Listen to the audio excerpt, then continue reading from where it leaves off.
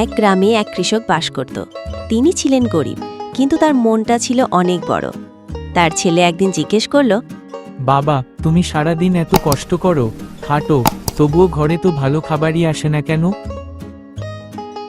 সোনামণি, মানুষের আয় বড় কথা না, মনটা বড় হওয়াটাই আসল।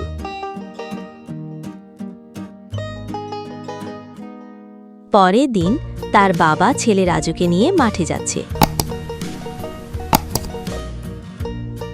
হঠাৎ দূরে এক চিৎকার। মা গো, পা কাটছে, হেল্প! বাবা, ও তো জমিদারের ছেলে। তাতে কি, বিপদে তো সে একজন মানুষ।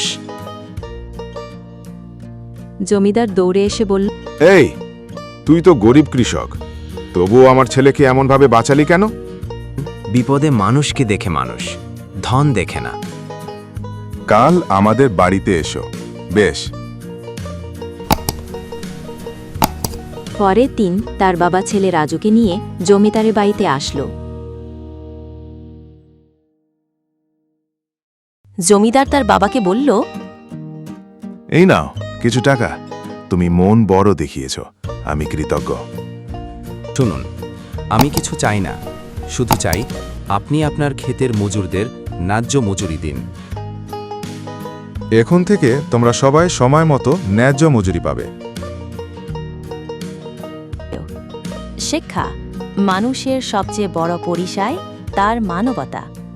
টাকা পয়সা দিয়ে সবকিছু কেনা যায় না, মানবতা অর্জন করতে হয় হৃদয় দিয়ে।